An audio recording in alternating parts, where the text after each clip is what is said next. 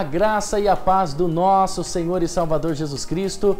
Estamos chegando com mais um programa da Comunidade da Família de Deus. Pedimos licença para entrar na sua casa, para trazer as respostas que só a Bíblia tem.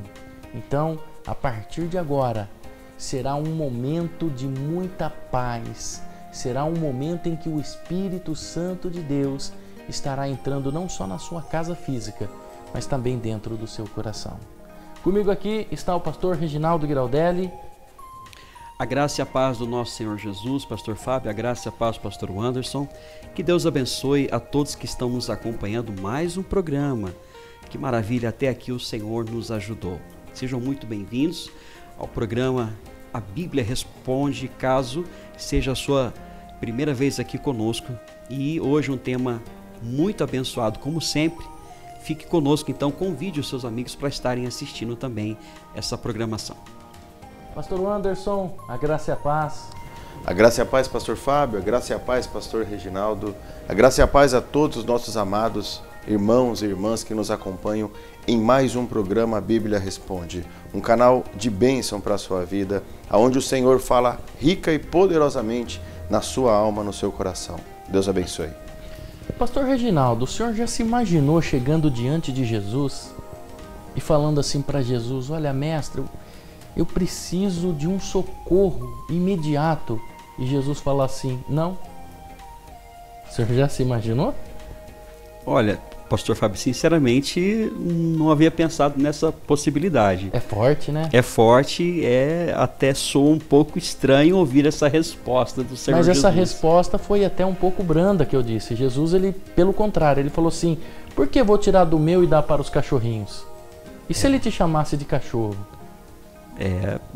Não havia pensado nessa possibilidade, mas realmente é uma resposta dura, né? Eu acho que nem está na Bíblia, né, pastor Anderson? Tá, pastor. Vamos ler na versão do Rei James. Depois nós estamos aqui com uma Bíblia internacional, uma Bíblia americana, que não faz parte da tradução João Ferreira de Almeida. E nós vamos ver o que ela diz sobre essa passagem de Marcos, o Evangelho de Marcos, capítulo 7, a partir do versículo 24. Ok, diz assim: então partiu Jesus daquele lugar e foi para os arredores de Tiro e de Sidom. Entrou em uma casa e desejava que ninguém o soubesse. Porém, não foi possível manter sua presença em segredo. De fato, assim que ouviu falar sobre ele, certa mulher cuja filha pequena estava com um espírito imundo chegou e atirou-se aos seus pés. A mulher era grega, de origem sírio-fenícia, e implorava a Jesus que expulsasse de sua filha o demônio. Mas Jesus lhe explicou: deixa primeiro que os filhos se alimentem até ficarem satisfeitos, pois não é justo tirar o pão dos filhos e lançá-los aos cachorrinhos. Ao que replicou-lhe a mulher: sim, Senhor, mas até os filhotes dos cães, debaixo da mesa, comem das migalhas das crianças. Então ele lhe declarou: por causa dessa tua resposta, podes ir em paz. O demônio já saiu de tua filhinha. Ao retornar ela para sua casa, encontrou a criança jogada sobre a cama, pois o demônio a havia abandonado.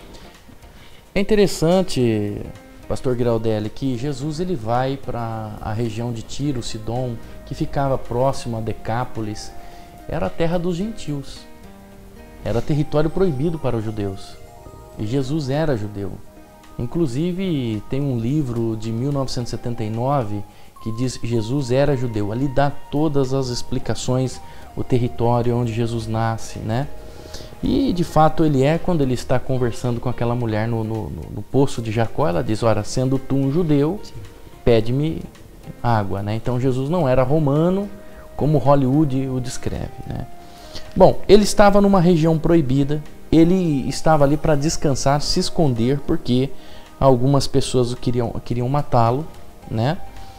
Só que a presença dele não pôde ficar muito oculta. De repente, essa mulher Ciro-fenícia, né, de nacionalidade grega, a Bíblia diz que ela era uma fenícia da Síria, né? Ela era de fato uma mulher grega, ou seja, goi, né? Não tinha a aliança com Deus. Então essa mulher ouviu que Jesus estava ali, mas ela não só ouviu que Jesus estava ali, ela ouviu que Jesus podia de fato libertar a filha, né? Porque só ouvir que Jesus está não resolve. Eu preciso ter fé de que ele pode mudar o que eu estou passando, né, pastor? Verdade, pastor Fábio. Pastor Anderson, é interessante também. Nós ficamos muitas vezes pensando, poxa, mas pode uma criança ficar possessa por demônio? Não são somente os adultos? E então aqui nos mostra que também é possível, sim, pastor Fábio, pastor Anderson, uma criança ser possuída por demônios. Esse não é o único caso, né, pastor? Vamos ler o pastor, eu quero ouvir na sua o versículo 26 e 27, na Bíblia inglesa. The woman was Greek and had been born in the part of Syria, known as Phoenicia. She begged Jesus to force the demon out of her daughter. Era aqui que eu queria chegar. Então, olha, pastor, a inglesa também diz demônio. Isso. Em outros textos que Jesus trata de, por exemplo, como uma mulher 18 anos encurvada, a Bíblia diz que ela tinha um espírito de enfermidade, né? A Bíblia fala de espíritos de enfermidade, espíritos disso, espírito daquilo, mas aqui ela deixa bem clara que era o demônio. Não é a mesma coisa então, pastor? Espírito de enfermidade e demônio. Não, aqui nós estamos falando exatamente de quem? De Belzebu na Bíblia, aquele mesmo que Jesus é acusado, né? Tanto que se você seguir o texto à frente, ele de fato, lá no versículo 21, no 31, no 33, ele cura um mudo e surdo, né? Só que só lá no livro de Mateus nós temos aqui uma das acusações dizendo que ele expulsava demônios em nome de Belzebu. Sim. E ele faz uma colocação, ele diz assim que ele faz o seguinte, a seguinte colocação que ele faz é: o reino de Satanás está dividido? Pode por acaso alguém expulsar Satanás em nome de Satanás? Então ele caracteriza Satanás como o demônio e como Belzebu. Belzebu significa príncipe das moscas, certo? Porque, por exemplo, nós estamos aqui no estúdio e nós não estamos vendo nenhuma mosca. Mas basta a gente atravessar a rua, pegar um animal morto, colocar aqui dentro, que daqui a pouco as moscas se ajuntarão ali. Ou seja, então tudo aonde há morte, tudo aonde há podridão, as moscas se ajuntam. Por isso que o diabo é chamado de o príncipe das moscas, dos demônios que rondam tudo aquilo que está morto, tudo aquilo que está podre. Por isso que Jesus ele disse: eu sou a vida, né? Em mim há vida. E lá em Efésios capítulo 2, eu não me lembro se é isso mesmo, Efésios capítulo 2, que ele diz assim: nós estávamos mortos nos nossos pecados, mas com Cristo recebemos a vida. Ou seja, então quem está morto no pecado, quem está na podridão, ela está rondada desse Belzebu, esse príncipe das moscas, que segue aonde há morte. Há uma morte espiritual, pastor Anderson. É o mesmo Baal, é o mesmo demônio, o mesmo Satanás, Baal, que Jezabel seguia. A palavra Baalins, né, a palavra Baalins significa demônios, de letras minúsculas, né?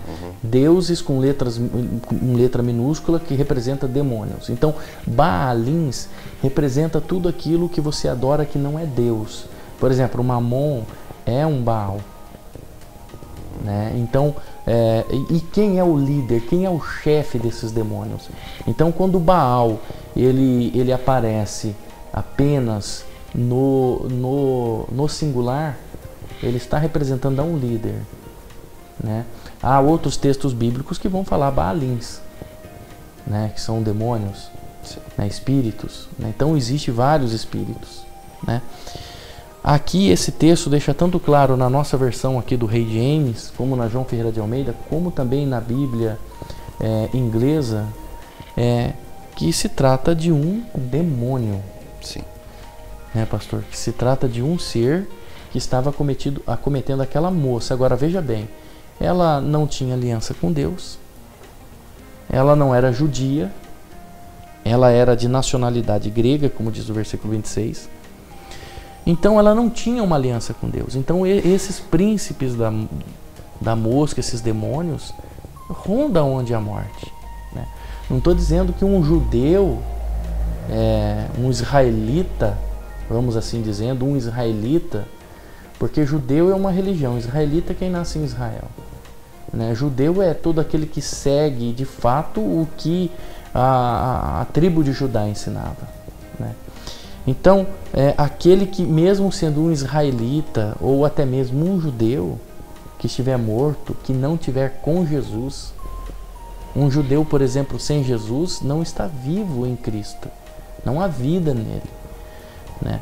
Então, independente do que for, a pessoa é considerada morta, porque Paulo era judeu. Ele era da tribo de Benjamim, ele deixa isso claro em Colossenses, que ele era da tribo de Benjamim. Porém, agora ele é uma pessoa que tinha se desfeito de tudo para seguir a Jesus. Agora, pastor, um demônio estava em uma menina, certo? Certo. E então, a pergunta do pastor Giraldelli: um demônio pode se apossar de uma criança? Vemos aqui que sim, né, pastor? O senhor ia citar, pastor Anderson, um fato, acho que daquele menino que se atirava ao fogo? Exatamente. Que desde muito novo o demônio vinha, o possuía e o arremessava no fogo e na água para matá-lo. E ele tinha convulsões terríveis. As pessoas tentavam segurar o menino e o pai vivia todos esses anos, desde de quando o menino começou a andar, eu imagino, sem paz, tentando de toda forma impedir que o filho dele morresse, né? Essa passagem vem nos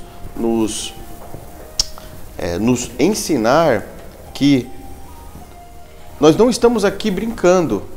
E quando algo acontece na nossa família com os nossos filhos, nós devemos compreender que existe sim uma ação demoníaca por trás e que essa ação pode sim ser repreendida no nome de Jesus. Pastor Fábio, nessa passagem aqui da mulher Ciro-Fenícia, pastor Giraldelli, apenas a palavra de Jesus é necessária. Apenas a palavra de que a sua filha está liberta do Mestre, do nosso Senhor, é o suficiente para que essa menina seja liberta. Na situação do menino que era possesso também com demônios mais fortes ainda até, os discípulos tentaram expulsar o demônio e não conseguiram. A presença de Jesus é que faz isso acontecer. A presença de Jesus estava lá com o menino e estava também com a menina, libertando ela.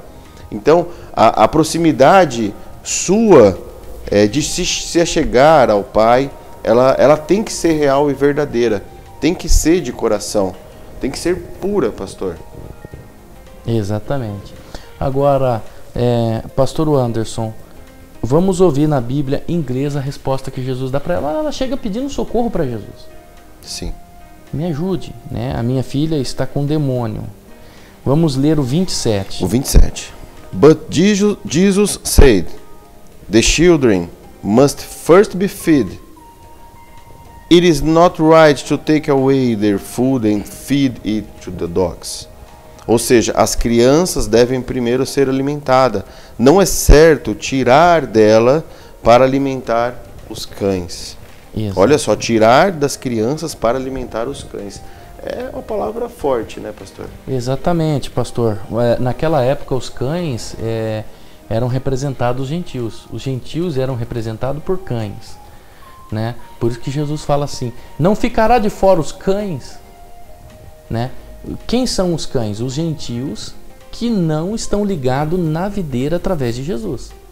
Por isso que os cães ficam de fora. Então os cães eram os gentios, todas as outras nações que não faziam parte de Israel. Eram considerados impuros.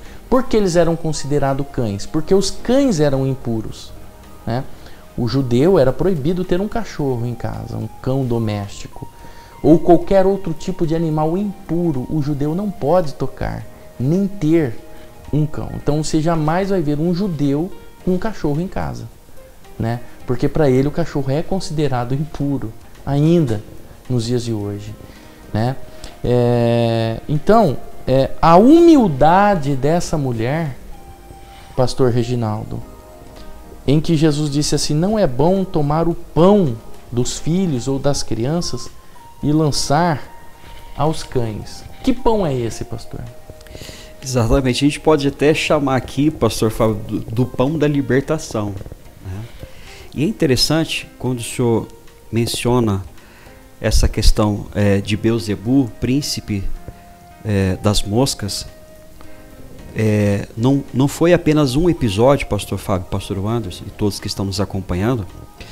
Muitas vezes, fazendo visitas, acredito que o senhor, pastor Anderson, deve também ter apreciado essa situação. Foram muitas casas que nós já entramos, em que a casa estava completamente limpa, mas a presença de moscas ali dentro, pastor Anderson, era uma coisa assim impressionante. E isso indicava a presença de demônios ali, embora nós não estávamos enxergando com os olhos físicos, mas logo nós já percebíamos a presença de espíritos malignos, próprio demônio. Casais em fase de separação, filhos nas drogas, na prostituição, a presença do mal. Então, quando existe esse desajuste, há a presença de demônios. Sim. E após a oração da fé, pastor Fábio, aquelas moscas desaparecendo.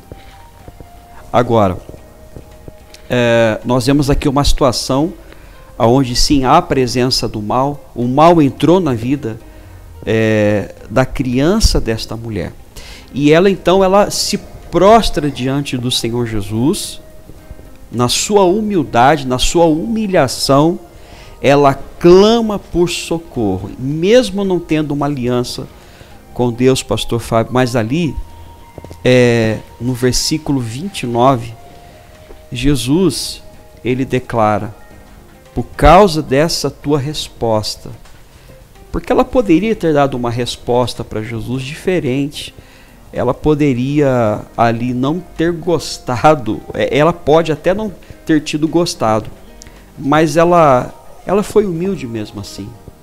Ela foi humilde, e a resposta de Jesus a essa condição dela de prostração, de adoração, de humilhação, foi a seguinte: por causa dessa tua resposta, podes ir em paz, o demônio já saiu da tua filhinha. Amém. Então, pastor Reginaldo Giraldelli, quando ela chega para Jesus pedindo desse pão, né? E a princípio, naqueles primeiros tempos, Jesus ele veio para pregar para as ovelhas perdidas da casa do Pai, que eram os judeus, né? São 144 mil. Aqueles que ouviram de bom grado a palavra, porque a profecia dizia que ele viria para os seus, embora no hebraico original é para os do seu ofício, né? E eles não o receberiam. E então Jesus ele deixa claro lá em João capítulo 6, ele diz assim: eu sou o pão vivo que desceu do céu. Então ele era o pão. Então não era certo ele tirar dele, ele naquele momento, porque a primeira pessoa que foi pregar a mensagem de Jesus aos gentios foi Pedro, quando ele chega para Cornélio e prega para Cornélio. Até então ele tem que ter uma visão de Deus, que ele estava livre para pregar para Cornélio, né, pastor Anderson, porque eles eram considerados impuros. Mas não era a missão de Jesus naquele momento. Não que Jesus não queria pregar para os gentios, Só que não era a missão naquele momento, porque se ele prega para os gentios naquele momento, provavelmente ele teria antecipado a morte dele e não teria cumprido o objetivo, e as profecias bíblicas não teriam sido cumpridas. A partir daquele momento, tudo se abriu, por isso que ele disse, há outras ovelhas que convém agregar a esse aprisco, que são os gentios, são todas as nações. A Bíblia garante que Jesus morreu por todos, né? Todos aqueles que o aceitam. Em Gálatas há uma passagem que agora não me lembro agora o capítulo, versículo de Gálatas, que diz assim, agora no batismo, né, somos um só em Cristo Jesus, não há mais grego, não há mais judeu, não há mais fêmea, não há mais macho, porque todos, né, somos um em Cristo Jesus. Então não existe mais circuncisão nem incircuncisão, porque em Cristo Jesus nós somos apenas um só em Cristo Jesus. Então, a partir do momento que nós recebemos Jesus, passamos pelo batismo, agora somos, né? O texto diz assim, que somos herdeiros de Cristo, conforme a promessa de Abraão. Então, agora nós estamos ligados em Cristo e também somos herdeiros conforme a promessa de Abraão. Então, a partir do momento que você desce no batismo, é feito um batismo no nome do Senhor Jesus Cristo, você está ligado a Ele, você passa agora a ser herdeiro das promessas de Abraão, porque não há mais fêmea, nem macho, nem grego, nem judeu, nem servo, nem livre, nem escravo. O texto ele deixa bem claro sobre isso. Por quê? Porque na cultura judaica a mulher não batiza. O homem faz a circuncisão, mas e a mulher? A mulher tem que passar nos seus rituais de purificação, né? Então a gente vê que o Talmud ele tem um ensino um pouco até machista em relação a isso. Mas Jesus aqui ele deixa bem claro para aquela mulher que a palavra dela moveu o coração dela. Ela poderia dizer assim, o senhor me chamou de cachorro. Estou indo embora, tchau, não piso mais na sua igreja. Exatamente. Ela não se revoltou, ela podia até ter se revoltado, né? Ela diz assim, sim, Senhor. Um ato de humildade, pastor Anderson. Sim. Olha, ela respondendo disse, sim, Senhor, versículo 28. Mas até os cães comem das migalhas das crianças debaixo da mesa. Ou seja, ela declarou que ela precisava de Jesus. Então, essa mulher, ela deixa claro a sua humildade no seu coração. O que nós estamos querendo dizer para você? Convença Jesus com suas palavras. Mova o coração do nosso mestre. Ele certamente olhará para você, estenderá as mãos para você aí aonde você está. Só que uma coisa você precisa saber, que tudo isso aconteceu antes da cruz. Após a cruz, o véu do tempo se rasgou e pela graça somos salvos. Jesus quer te alcançar também, quer te libertar de tudo que você está passando, de tudo que você está vivendo, de toda a doutrina humana, de todo ritual religioso. Tudo isso já caiu por terra. Jesus quer te oferecer vida, vida em abundância, liberdade, não libertinagem, liberdade. Ele quer oferecer para você o pão da vida. A comunidade da família de Deus é uma igreja séria que quer trazer você mais próximo da verdade e mais próximo do pão vivo que desceu do céu. Nós vamos orar e nós queremos interceder por você, para que você tome uma decisão de se achegar a Jesus Cristo. Vou convidar aqui o pastor Reginaldo Giraldelli para fazer esta oração para nós. Amém? Graças a Deus. Vamos então clamar a Deus. Ele é fiel e justo. Ele disse, clama a mim e responder-te-ei, anunciar-te-ei coisas grandes e ocultas que não sabem. Pegue o seu copo com água, oremos. Pai, no nome do Senhor Jesus, nós intercedemos por todos aqueles que nos acompanham neste momento. E muito obrigado porque esse pão é o Senhor. Nesse pão estão contidas todas as promessas, a salvação, a cura, a libertação. E quando nós nos alimentamos deste pão, nós somos salvos, libertos, curados e restaurados. E que nesse momento, ao beber desta água, todas as pessoas que nos acompanham, elas sejam curadas, livres, Inclusive, nós oramos para que seja agora repreendido, destruído todo o poder das trevas na vida de todos aqueles que nos acompanham. Que haja libertação, que esses espíritos malignos que possivelmente possam estar nessas casas sejam destruídos e que haja paz, que haja salvação, que haja libertação de todo o mal, de toda a confusão na mente, de todas as trevas, de toda a contenda, de todo o mal, em nome do Senhor Jesus. Consagre este copo com água, Senhor, e que ao beber haja vida, haja saúde, a saúde seja restaurada, seja emocional, física, espiritual, em todas as áreas. É o que nós te pedimos e oramos agradecidos em nome do Senhor Jesus. Amém. Graças a Deus. Beba desta água. Deus abençoe até o nosso próximo programa. Que essa palavra tenha aplumado a sua vida. Shalom.